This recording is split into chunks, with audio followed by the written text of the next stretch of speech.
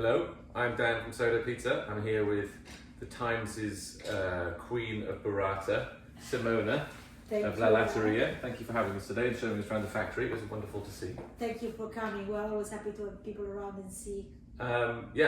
So this is kind of a series we're doing where we're speaking to some of our suppliers, our core suppliers, because if you make pizza, and one of the most important things in that is mozzarella, which we've been buying from you. I mean, pretty much most of our mozzarella now comes from you, but it's kind of grown over the years.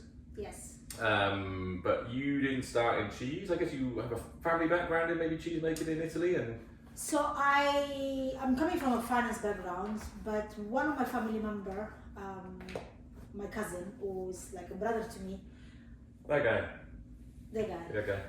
post on the wall. decided. I mean, after we finished university, we went to university together, and then I decided I'm gonna go and conquer the city. He goes like, I'm gonna go and bring cheese to north of Italy because having come from the south of Italy, where we literally had the cheese making behind the house. And so since when I was very young, I used to go buy it, or the cheese was be made and handed over to me. So we grew up with the mentality of farm to table or artisan to table. And so my cousin, who was very far-sighted than I was, thought, I'm going to do this closer to customers who don't know what this is. And so after university, he decided to start the business. Well, I came to London and I started in finance. And So you came from Italy, university, and then I came to work to London in the city. And then in the city. So I spent 18 years in finance. You spent a lot of time in the Middle East as well, I understand? I spent almost 9 years in Dubai. Still in finance. Yeah. And then came back to London in finance. And then 25 years later, when I went to see my cousin in Milan and I saw how great the business was doing, obviously I'm a financial person, so you can take the finance out of finance, but not. And I'm like, oh my God, this business is incredible. And so I combine a business opportunity because the UK market, despite being flooded with this product, wasn't the same. It just was missing that originality, that authenticity that you'd lose in a product when you travel. So it was a combination of a business opportunity with the personal thing. Yeah. I've been in this country for now 25 years. I'm a British citizen, despite my accent. My kids were born here, grew up here, and I'm like, these kids have no idea about a lot of the tradition of Italy, first of all, because they just go and see their grandparents for a few days a year. But also like the culinary aspect of it. I mean, they just don't appreciate a lot of the things I grew up with. And so it was a combination of wanting them to be part of my upbringing, me missing some of the product they were part of my upbringing. And so I combined the opportunity, the emotional and personal side with, you know what, I'm gonna quit finance and start this. And this was a very far, which is not that far if you think about it, but very far 2015. Okay, yeah. I mean, 10 years feels like a century, but it was only 10 years ago. Yeah, especially this last 5 years really dragged on, but anyway. Yes. And so that's why I started to think the intuition that my cousin had to produce locally in Milan, despite you have hundreds of trucks traveling from Naples or Puglia all the way up every single day. And we're talking about 8 hours road trip within the same country. So you don't have custom, you don't have any problem. The intuition he had is, I'm going to do it local so that my customer have a product which is a few hours old when he gets to the table. And so my head was, if that logic applies to south of Italy to north of Italy, now project that from south of Italy across Europe, across the channel, it comes to the UK. So it was a no-brainer to me. What I did not fully appreciate was the challenges that would have come with it. Because in my mind, I'm going to take the model as it is in Italy and replicate it here. Yeah, just to like highlight the point that when we first started doing pizza in 2012, there was no commercial mozzarella in the UK. I mean, there might have been small amounts, but we just didn't discover it. We didn't know about it. There was, a Laverstock farm. I think we were discussing we're doing buffalo mozzarella. Yes. And then when you came about in like 2016, I think there was one or two others who started first doing it on a small scale, but quality mozzarella. We initially started by having the imported Italian stuff, which is the best you could import from Italy, and like 50-50. And after a period of time, we're like, we can't do this anymore because the difference is just, the chefs would be like, oh my God, this is just, now I've seen the light, I can't use this Italian, because you get the Italian stuff, it's like, it's great when it's in Italy, but they've had to manipulate it so it can travel for 5 days Exactly. and then be on a shelf for 3 or 4 more weeks. Exactly. Whereas yours comes to us and it's got what, 4 hours. 5 days, 6 Yeah. days left on it. You know what Yeah. what you give it. It's like it's a fresh product. Absolutely, but that's the whole point of it. We don't claim to do better. I mean, some of the artisans in Italy have been doing this for generations. But I guess they're not exporting the stuff. They can't export what they're making for the local market. They So have to, first of all, there is change an it. adjustment Yeah. that they need to make. That's for sure, because this product physiologically, chemically cannot last more than. I mean, I would say 4 or 5, but reality is if you try this product already the day after or 2 days after, it's lost after. So it's not designed to last 3 weeks, Yeah. a month. I've seen some 2 months, and so obviously you need to make adjustments. But even with those adjustments, it's a product that sits in water. The consistency is such that by the osmosis process, the water will go in. So now imagine that you have this like nice firm ball of cheese, and then the water starts crawling in. What happened after 2 weeks? It's become this thing all soggy. It's lost the flavor. Yeah. It's lost the Crumbly texture. inside. It's got no kind of that nice. So what are you exactly Broken in giving texture, your yeah. customer? Because on top of it, this is how. So it's funny because when I started here, people were very skeptical at the beginning, but I will never forget this lady. We did a fair. She came to try mozzarella, and she asked me 3 times, "What is this?" I'm like, "Mozzarella." "What is not mozzarella? What is this?" "It's mozzarella." I'm like, "No, it's not. Can you see? It's very stringy. It's very hard." And like, "But this is mozzarella." The lady looked at me and was like, "I've been cheated on for 20 years. Because this is not what I buy at the supermarket." I'm like, "Listen, you haven't been cheated. I don't want to use this word because it looks like, but it's what it is." Because your mozzarella as well, I mean, I only learned today as well, you don't pasteurize the milk when it comes in. So let's talk about that. So the milk you get for the mozzarella, because that's the most important thing, obviously, Yes. as you're saying, that's the core of the ingredient. So your concept is Guys, will you just hold the mics a little bit higher? So that you're not holding the cable. That's it, yeah. Okay. Hold on the mic. And Okay. then, yeah, just stay on the mics. The positions you both are great. the whole concept is as local as is possible. Yeah. So from the skills to the ingredients, the UK is not short of milk. So we buy milk locally. The milk we buy is raw. And there is Straight from the farm. straight from the farm. Milk that morning kind of thing, into a... Generally, so the Milk King, which I've learned over obviously now, happen twice a year, in the morning and night. Okay. So generally speaking, we get the night one because you need to give time to the farmer or whatever, the collector, to pick it up and bring it here. When we started, actually, now that I remember, it feels like another life, we also used to go collect the milk. So the same driver would leave like at 2 a.m. in the morning. We had to buy van and tanker and whatever.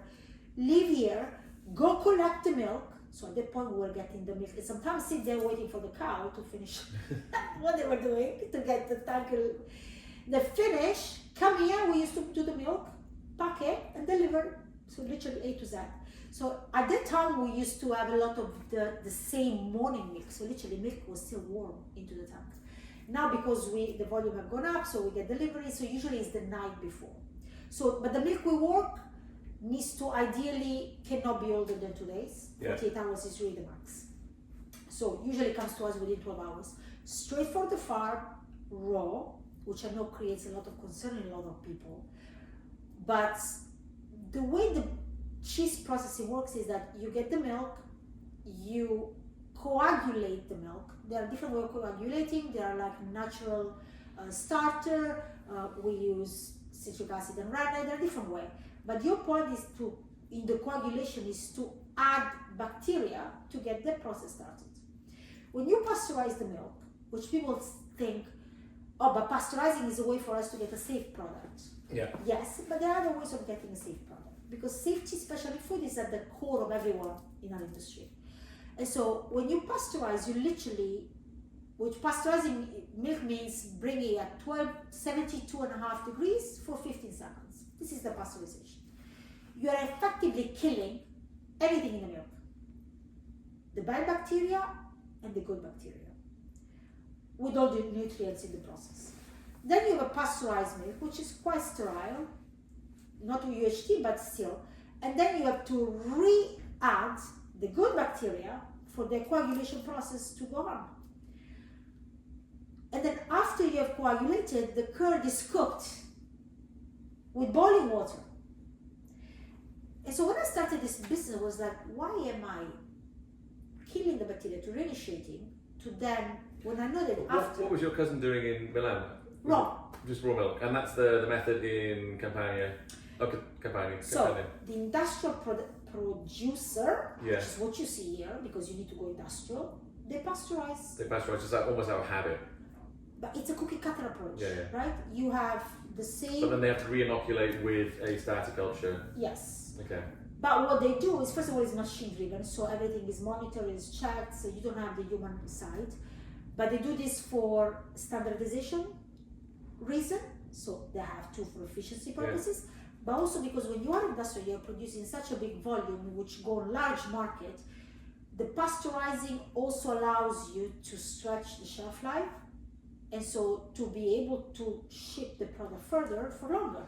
And do whatever else they use to do it as well, so it lasts a month, not. So it's a different model. 6 days, yeah, My model is farm to table. I'm here, I want to be local, I want our customer to get as authentic, as fresh as possible, and that's why we only produce on order. And so I don't need to worry about my cheese from Puglia being shipped to New York.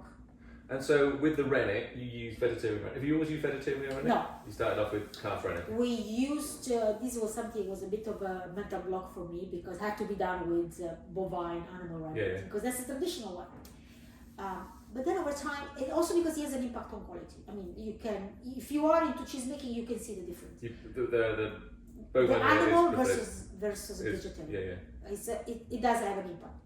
But so then, in collaboration with my cousin in Italy, we decided, because we started having a lot of requests of vegetarians to go for vegetarian, and so I was like, look, why don't we start looking at it? So we try, probably between the two of us, so between the Milan and London, we try maybe 30 type of vegetarian before we finally find one. What is the vegetarian rennet? I mean, because I guess in feta they use like thistle rennet, is it? But in they mozzarella, can use every type of veggies. I mean, there are different types. That's why. It's just synthesized from. I mean, I don't know if it's broccoli or whatever. There is some leaves or some. Oh, okay. So it's actually from, because I've heard that they often, well, somebody's telling me they synthesize animal rennet to make a vegetarian rennet. So it's just a derivative of so animal. Then there is synthetic rennet. So there are three types of rennet. There is animal, vegetarian, and synthetic. Synthetic is literally synthesized in the lab. I don't know what they do, but you really want to stay clear of that one. Okay. So between the two of us, we tried 30 of them to get the one that was as close as possible to the animal one in terms of end results. Okay. So the and now it's vegetarian, so you. It is vegetarian, so it's one for everyone. Yeah. So eventually we switched into vegetarian. I think it was like 3 years ago. Wow, yeah, recently. Yeah. Which is 3 or 4, which is allowed obviously to tap into more people. And has, I mean, little impact on the quality. And so everything we do is to try to have something which is as artisanal, as authentic as possible. And also the thing you sent me downstairs, which I have actually heard before when visiting a UK mozzarella factory years ago, was the difference in quality between Southern Italian milk and UK milk. I mean, because I was only reading the other day, I think 80% of the dairy industry in Europe is above the Bordeaux-Venice line. Because I guess it's just as you go south into France and southern France, that's Italy, Spain and southern France, the cows are just not built for that environment. Look, it's another of those things where, why do they have banana plantation in South America and not in South of Italy, right? So there are specific features of the land, the weather, the territory that are suitable for things more than others. Farming is one of those things which requires colder, more humid weather. I mean, depending on obviously the animal. Ideally grass. South of Italy is a lot of cows, but doesn't have a lot of grass. The temperature is very high. It's not comparable to what you have Alps and north. And so that has an impact on the quality of the milk. which a lot of my fellow connationals don't appreciate, and was like, oh, but you are being like so derogatory of Italy. I'm like, no, I'm not. It's just a fact. Well, if they're feeding them grain rather than eating the They're grass. feeding grain. It's like Yeah. animal feed. Now, not to say that they don't feed animal feed in the UK, because Yeah, in the winter months. they do. Yeah. But it's a fact that animals in the UK, like in Switzerland, they spend a lot of time on grass and pasture that they do in south of Italy, which is arid, and in summer it gets to 45 degrees. Yeah. So the cows have to be inside, also for their own well-being. And so they're fed grains and whatever it is, so animal feeds. That goes straight into the milk in terms of quality, in terms of fat, protein content, color, consistency, and flavor. Yeah. So one of the issues we had when we started here is because our farmer, obviously they have their cows on pasture most of the year, the milk is yellow. I mean, some of this milk is, I would say, borderline orange. And so when you then go through an artisanal process, because probably if you put it through a machine, you can adjust the color. But we do everything in artisanal way, try to touch our ingredient the least we can. And so you put like a yellowish milk, you get the yellowish product. Yeah. So now it's been 10 years we're at it, people got used to it, but the beginning, and to be honest, I was the same. The first time we started producing, and when my cousin was coming from Italy, we were looking at this mozzarella, I was like, we can't sell this mozzarella, it's like orange. And I'm like, But the taste is so good. But the taste is good. And so we used to also take the milk and compare the milk.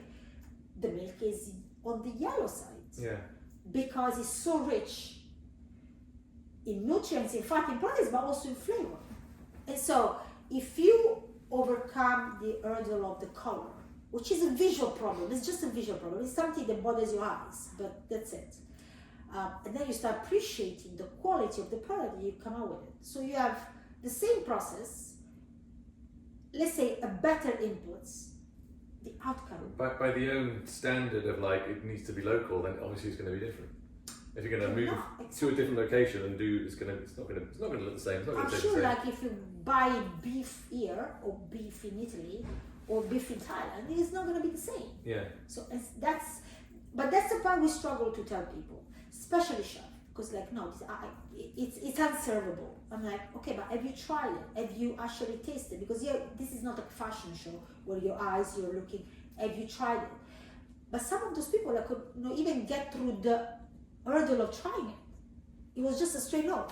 Yeah, because I've thought that, because obviously the difference between obviously buffalo mozzarella is the famous mozzarella, much higher fat content than cows, but Yes. Jersey cows have a higher fat content than say your So we Holstein use Friesian. Yes, so there are different. Right. Obviously, we use the Frisian Holstein, and sometimes we also use the Jersey because one of our farmer also has Jersey. So the Frisian Holstein, just to give you an example, it's the fat content is 3.8 to 4.2. On paper, I have the same milk here and the same milk in Italy, same fat content. So that's measured as breed of cow output, irrespective of inputs. Because they do. Yeah. I mean, our farmer, because of our health and safety, they send us specs. They send us milk testing weekly basis, so we can see on top of also the scanning the bacterial level, but also the protein content, the fat content, and so I have the specs of my milk, and I have the specs of my cousin milk in Italy. Yeah. They're And they're the same. Okay. They're the same, but then you look at the product, it's not the same. So there's something else in there? It's technically, but the micronutrients are different. Yeah. Look, I cannot tell you. The reality is that the protein could be the same, but it's just richer. I don't know if I just cannot explain it because I'm not that technical. But we do have the specs because we have them weekly or monthly depending on the supply. They're the same. Now, if you go into the Jersey, the fat content goes all the way up to 5.5. So from 3.8, 4.2, 5.5. When you look at the buffalo, it's 6+. So it's a completely different production type, so our guys need to adjust it quite significantly, which obviously doesn't make sense. But reality is that on paper we're working the same milk, in reality it's not the same. My kids, who are UK born and bred, so British by all fact, when they go to south of Italy to see my parents, they don't drink milk, they refuse to drink milk because they say it's not the same. You're giving me white water. Don't shoot Yeah, it's definitely a cultural thing. These are different things. but also the cheese. Yeah. So my father gets really upset. It was like, this is the land of the mozzarella and burrata. You don't eat it here. It was like, but they used to ours. Yeah. And they can taste the difference. So when then eventually my parents came over and I went to buy milk from waitress, my father looked at me and was like, it is different. The kids are actually right. Yeah, I mean, often when I've been in Italy, Spain, especially southern France, you don't find fresh milk. It's all UHT. But even UHT, Yeah. I buy UHT. Even the UHT is different. So Yeah. despite going through a quite invasive eating process, you still can feel the And difference. it's only been 10 years since we've been making decent mozzarella in this country, so all that time. Well, there are people that have been trying. It's just they were doing more as a hobby. Yeah, And but not on a so- commercial level. But as you said, like the really tricky bit is it's an artisan product. You need to have people who are skilled and know how to do it. You can't just learn that overnight. And all those cheesemakers essentially from southern Italy. There's not really. I mean, to be honest with you, the idea was I import the skill. But to make this business scalable was I import the skill and then I transfer the skill locally. Yeah. And that has been the biggest challenge because the import the skill has been destroyed with Brexit. And the transfer skill is the stuff I didn't account for because to transfer the skill means you need to have people willing to absorb those skills. Yeah. And listen, I may be unlucky, I may have been unlucky over the last 10 years, but I haven't found the people willing to absorb the skill and to learn the job. They have just no interest in it. Yeah, so getting up very early, being in a wet, warm environment. But it's very romantic. We've been seeing the mozzarella being made downstairs, the process going from that raw milk coming from outside, coming through, going through the entire process, and at the end you get this wonderful ball of. I mean, think about the more like manual type of job. A farmer rather than a butcher, rather than a cheesemaker. How is it, or a chef? How is it different? Why are people have this like mental block? They come in, they see 2 days and then they never show up. And that's a problem. Because my entire proposition, which is, why do I need to import a product? I have the milk here, I just need the people. The people has been my problem. Yeah, I mean, I was having this conversation a couple of weeks ago with a girl who does vegetables and growing. She's got acres of land in Dagenham, and the problem she has there is, again, people. It's like, I could do 10 times more stuff if I just don't have the people available to help me work this land. So it's like, well, we need to be invested in a bit more, I guess, culturally and,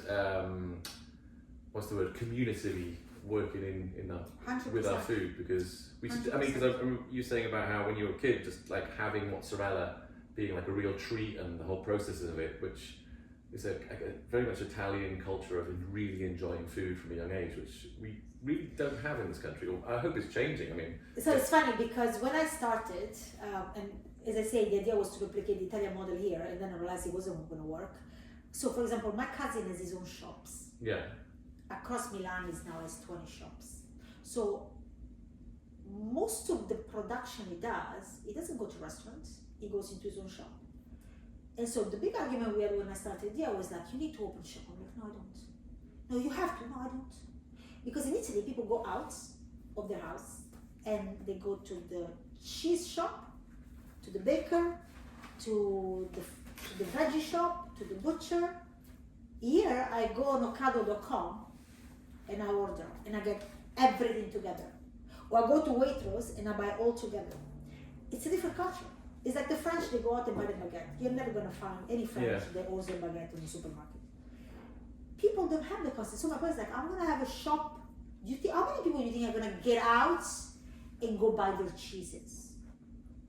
Yeah, it's a shame. It's a cultural thing, but it doesn't matter. I mean, we can work around it.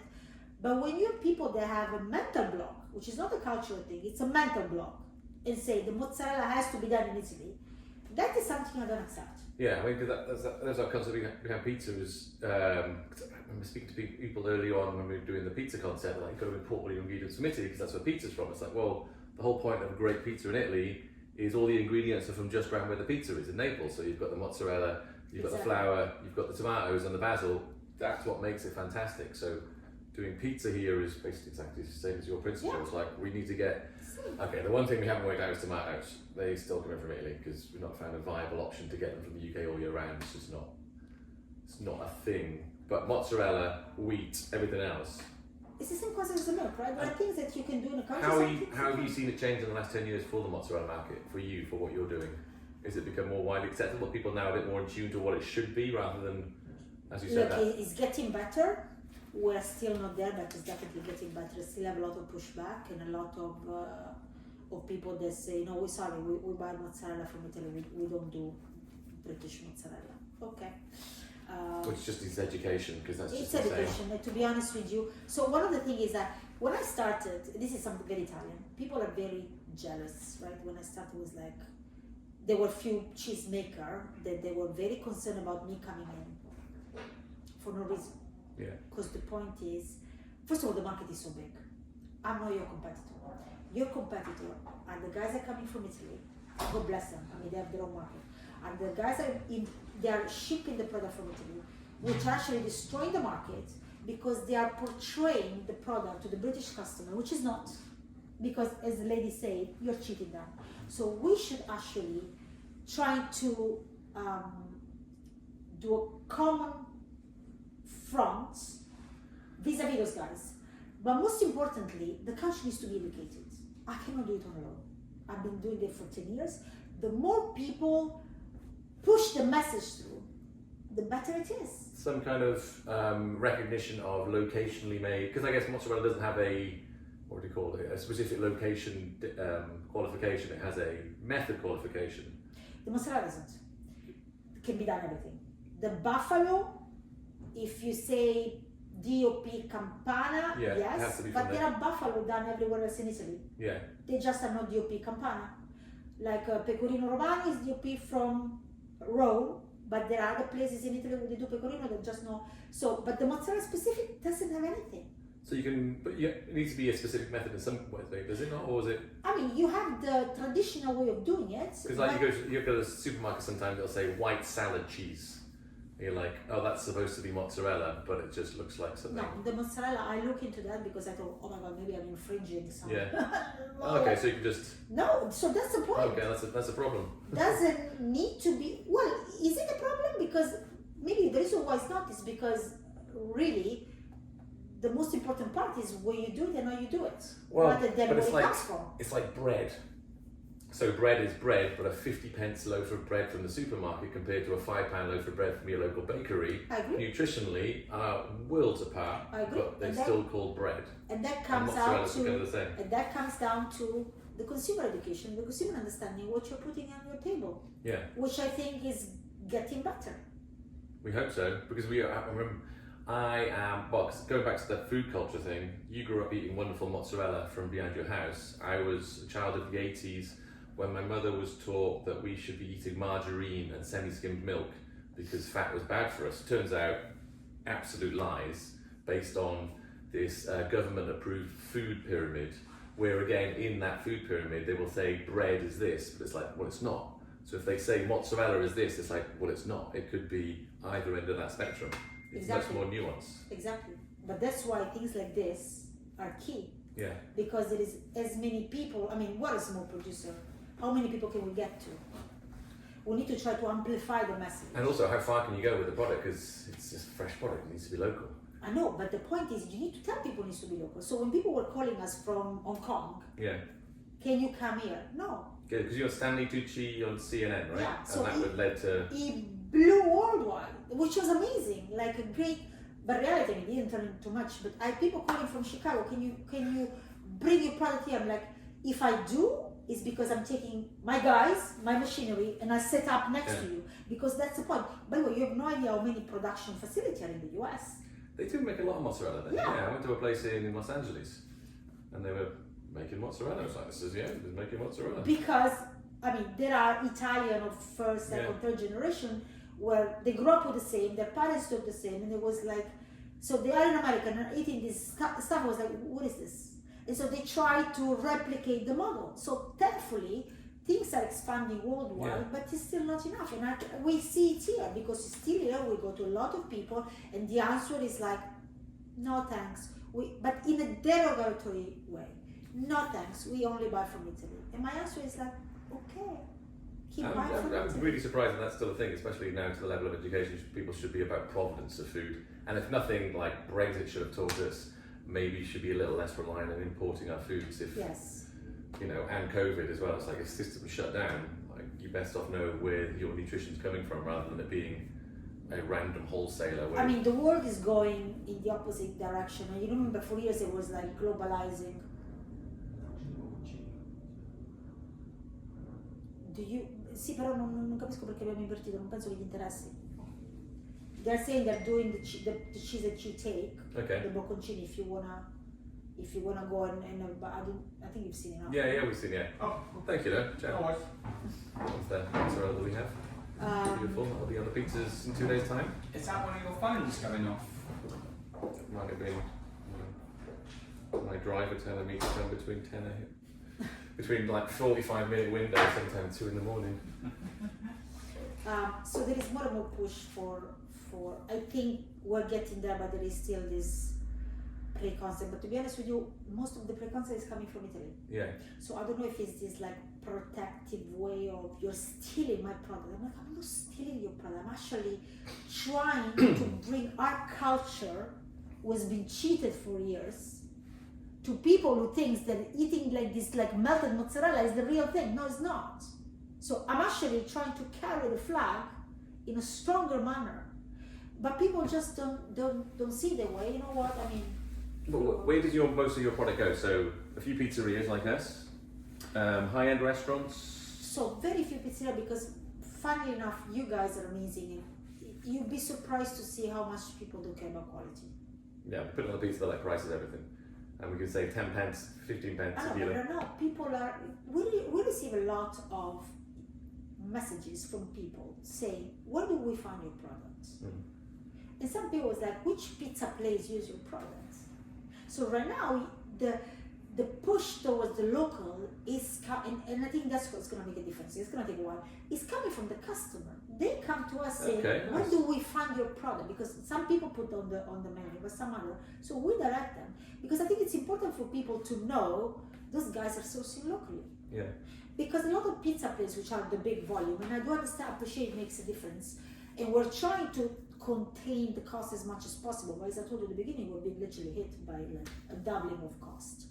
A lot of pizza, they're, you know what, I'm gonna buy this melted thing because, and this is what bothers me. It's not because you're telling me I'm running a business, and so this works for me. Hands up, I'm a finance person, I run numbers for a living. I understand that.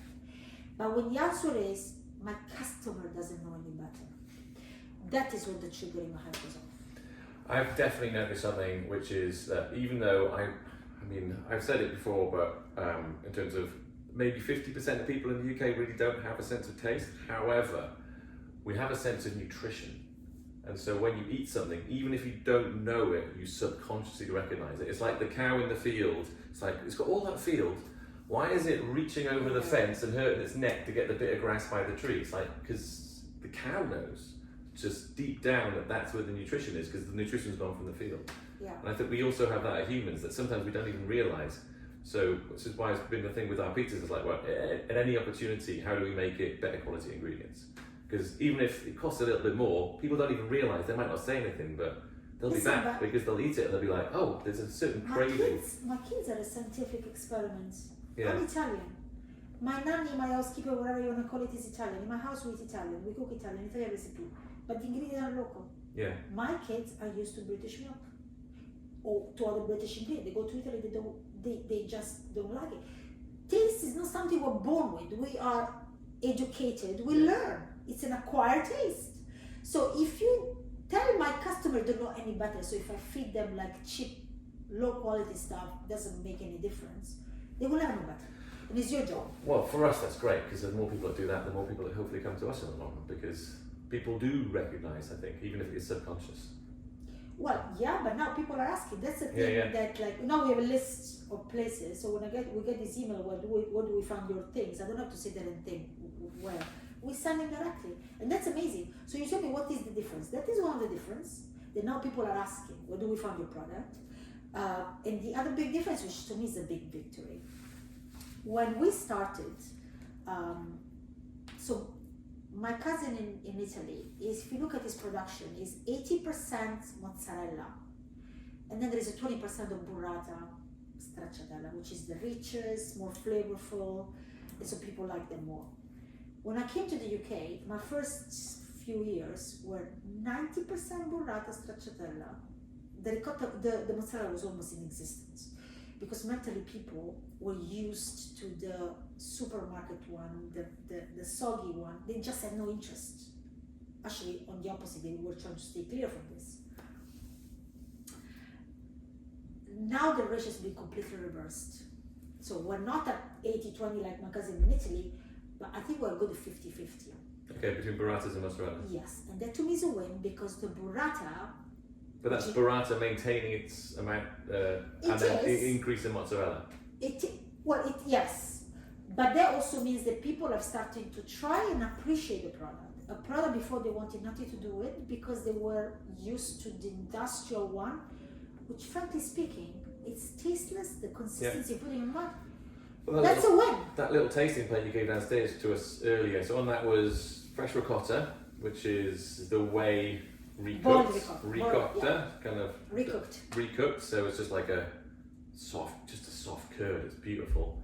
The stracciatella, which is shredded mozzarella with cream, and then the two scamozzas, so one non-smoked and one smoked. Yes. And then so those. So the scamozza was probably from yesterday because it was already dry, but everything else was done this morning. Yeah, and that's kind of and along with the mozzarella, the fior di latte, so that's cow's milk mozzarella. Yeah. That's the product range. Unless somebody requests something crazy like putting Nutella in your burratas, which you can do, as I told you. That's why we're here. Which you can do against my better judgment, but we definitely can. But yeah, because the other thing then is that if you eat burrata, with I wouldn't say 2/3, but probably half of it, it's cream. Yeah. It's very rich. The quality is easier to camouflage. Yeah. On the mozzarella, it's not. It's either fresh or it's not as good. So the fact that people now are switching into the mozzarella means that they're starting to appreciate the quality. They're starting to appreciate the flavor, the texture, which is not what they've been used to. And so that to me is a big win. It means the last 10 years has not been just saliva and talking for no reason. And just to go back, who is buying the mozzarella? So it's pizzerias, is it straight to consumer, retail? So the straight to consumer is very little. Very little. Because differently from Italy, people don't go out shop. Yeah, they so don't go to the makes no reason, makes no point to have margins shops. are terrible. They want it to be a hull for like No, but if I live in Notting Hill, I will never go to East London to buy mozzarella. Yeah. And so how do I get the customer from East London to me? I won't. So instead, you order online, I'll bring it to you. Okay. Convenience. But that is more part of the business because retail requires a lot. First of all, it requires a lot of logistics, but it requires a lot of marketing. To be honest, after the last 5 years, we've been really focused on rebuilding the business, which was destroyed by the tsunami of COVID, Brexit, and Ukraine. And so we decided, you know what, let's focus on the production, let's focus on the operation, get this right, and then whatever. The future, if anything, we'll focus on the retail. So I would say 98% of our business is B2B. Yeah. Which means restaurants, catering, because thankfully now events are restarting. And within restaurant, we have some pizzeria, the one like yourself, who actually care about quality, local, sustainable. Most of them are, I would say, on the higher end.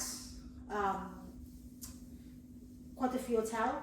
Yeah, as you'd hopefully expect, if you're spending £500 on a meal for two, then you want to have the best mozzarella. Which is funny enough because if you look at the cost food of that, it just makes no sense. Yeah.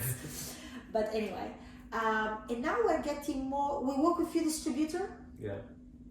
Very few, which have been picked not because I want to be discriminatory, but because when you work with a distributor, I need to tell people the story. People see the difference between a product and the other, and they're not used to a product. I need to tell you what goes in it, why, and why it's different. The distributor won't care. You're a number. Shove it in. And the people receive our product was like, oh, I don't know what this is. Put it aside. So I needed the direct line of communication with our customer. And so for the first 8 years, I destroyed destroy my business in the sense I could have been 10 times bigger if I went to distributor. But that was not the point. The point was to bring something new to the UK and make sure that UK customers are aware. So eventually I started to work with 2 or 3 distributors which are very niche, spend a lot of time with the customer. They come to us, we tell them the story, and then they kind of relay the story to the customer. So they actually invest time in telling who we are and what we do. And that's why, I mean, we're way beyond what we're supposed to be in terms of business planning, because most of us is direct. So we go straight to our customer. Yeah. And also because if you have an issue, if Dana has an issue tomorrow, you pick up the phone. well, I have a, is it with Gabrielle? No, Probably the WhatsApp. yeah. So anytime there's like, oh, just FYI, it's a little bit salty today, or we've had this bit of feedback, and it's just a direct We line. cross Yeah, and we go to the cheesemaker. What have you done? It's just like a direct, it's perfect because there's no, But that's the only way. yeah. Well, if you buy stuff from Italy, the mozzarella today was melted. Yeah, go find the batch and when it was done and who was the guy. It's just a write-off. It's like, okay, what's anymore? Rather than it being a domestic, it's like we can, because I remember him getting back to us before, oh, okay, actually we'll make it a little drier for you because you see, it's like, okay, it's perfectly bespoke. So all of a sudden, We try to the yeah, extent it's we can, adjusted just for our, kind of our need, Yeah. even by location, which is, And then actually, because we're starting to people are starting to become more aware, all of a sudden we start finding ourselves in places like, for example, Wimbledon, the tennis tournament. oh, nice. We've been supplying Wimbledon for the last 3 years Oh, wicked. or 4. And people come to us like, how? Because you're too small for them. But not because we're too small, but because obviously it's not a big brand name and they can, it's a who's brand name, paid to go in there? but there is a lot also of public liability and private liability. I'm like, guys, I mean, and so when I remember when I know you probably is going to be watching this, they send us their own audits Okay. before they started.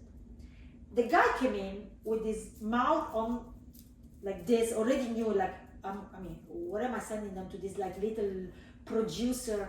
He already came in thinking I'm gonna fail those guys. But the 8 hours, because he's only lasted 8 hours. 8 hours, okay. Yes. But at the end of the day, his tone had changed, his posture has changed. But 8 hours just in the production or in the financial No, side all as of well? it. Like Everything. we You have to spent a make couple sure. of hours down and then to all our process, system, Yeah. procedure, traceability, we went through A to Z. Yeah. At the end of it, it was like, I came in to fail you today. You blow me off on everything. Because it was, you are such a small scale production, but you pay attention to every single detail. We were not, I wasn't expecting it. Yeah. So a lot of people come to us saying, how did you get into that? Like you need to have industrial kind of structure behind you to get to that. I'm like, listen, you have no idea how much work has gone into this.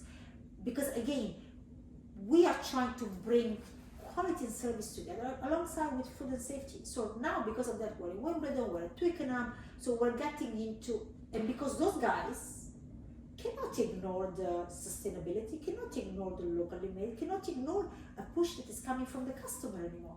Yeah, I'm really glad to hear it because I've over the years felt a bit pushed back by the provenance concept because we started as the whole point was we're going to do local produce, and the first thing we had was gluten free. When like with pizzas, I said, okay, we're going to do that. Then it was vegan. I'm like, come on. And then finally, it seems to be. I felt like after COVID or during COVID, we started to think about provenance. And so to hear you saying that you're actually hearing it from customers saying, I care about where my product comes from now, it's reassuring because I want to start to something. I felt we were never going to get there. No, when I started, this was long 2015, I had a consultant, this brilliant mind, but back then I was so stupid, I didn't understand the brilliant mind, who tried to push into me the concept of you have to sell British mozzarella, British burrata. It upset me so much that I fired him. And I'm sitting now 10 years later, I'm like, oh, what an idiot. Oh, to sell it as that rather than, yeah. Because his point is, this is where we are heading, this is where the market is going, the customer. Coming, yeah. Because he was a food consultant in the industry, I was a financer, didn't know any what I was doing. So I came in with like Italian, I was like, yes, you need to sell the Italian way, but locally produced, because this is where the market is going. I fired the guy. Yeah. Whoops. But hey, the lesson lived on. Absolutely.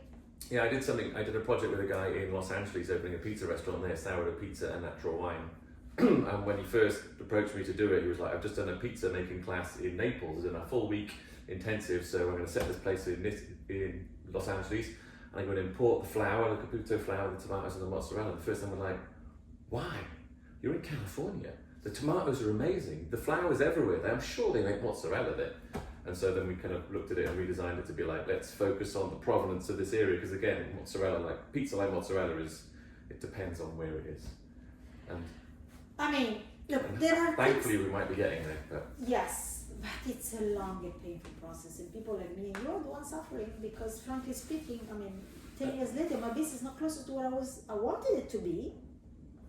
are there any other like Wimbledon style projects you're going into? Any airline companies or anything to be serving on planes or?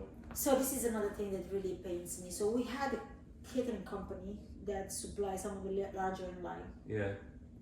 Same concept. They want local. I can't supply them. You can't supply them? Because you don't tick the right boxes in terms of... No, because their volume are so big. Oh, okay, yeah. And no, I could if I had the stuff. Okay. Who's gonna make all this mozzarella? Yeah. And I'm not sometimes gonna promise something I can deliver. I mean, this goes against everything we're trying to do here. So when the guy comes through, I was like, can you do it? I choked for a second and I'm like, no. As simple as that. Yeah. I can't. So funnily enough, I don't have a demand issue in the UK. Despite the UK economy have gone down and it keeps going down. Look, food is going, people are eating, people are getting more and more conscious. I have a structural problem which is out of my hands. Yeah. Again, it's the making food problem. It's the making food. So the same with the farmer. Exactly. And I will finally someone understand? I don't know. Yeah. But I think they will eventually, but how many businesses will have gone under in the meanwhile? Yeah, we need to find a solution. But yeah, in terms of the making the mozzarella, I mean, one of our chefs who was here earlier was talking about how we'd like to make mozzarella on site. And that's one of those things that somebody discussed with me years ago, and I'm like, no. As you said with your story of how to do it, it's one of those, you need to really know what you're doing and be very specific and have a skill in it, otherwise you're just making a very subpar product, which, you know.